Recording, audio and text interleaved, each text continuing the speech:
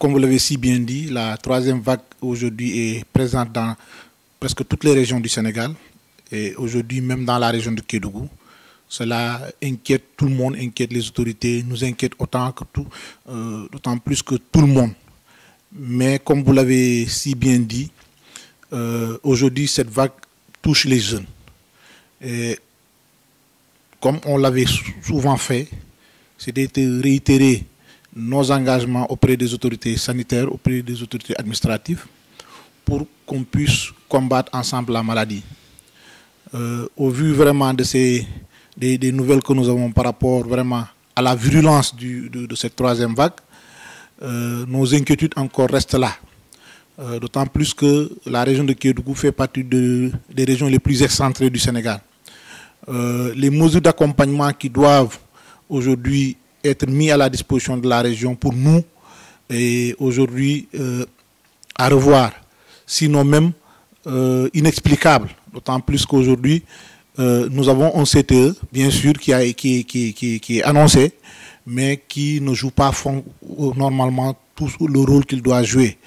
Et cela se manifeste à travers quoi? À travers aujourd'hui une situation qui se présente dans la région, parce que nous avons compris qu'aujourd'hui chaque région doit gérer ses cas Covid, et qu'aujourd'hui au niveau de Kédougou, il n'y a pas de réanimateur.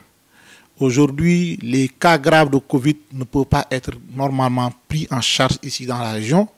Cela nous inquiète.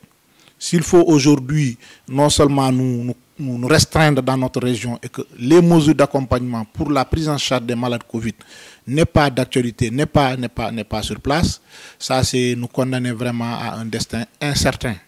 Et c'est l'occasion pour nous de lancer un vibrant appel aux autorités administratives comme aux autorités sanitaires de faire en sorte que le CTE de Kédougou puisse fonctionner très rapidement et que l'ensemble du matériel dont elle a besoin soit vraiment mis à disposition dans les meilleurs délais pour nous permettre de prendre en charge nos malades, mais aussi pour éviter vraiment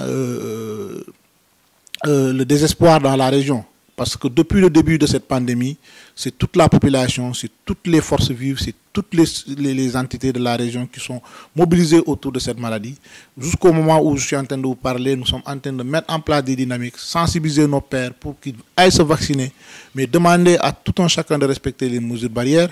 Je crois qu'aujourd'hui, nous méritons aussi d'avoir vraiment l'attention des autorités parce qu'il y a d'énormes efforts qui ont été mobilisés autour de cette campagne Covid.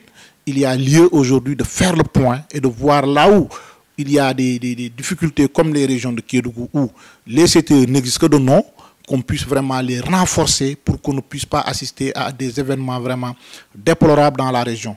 Et c'est encore une fois pour nous l'occasion de lancer un vibrant appel aux jeunes de continuer à respecter les mesures barrières, de respecter la distanciation sociale, de porter le masque, mais au-delà d'aller se faire vacciner.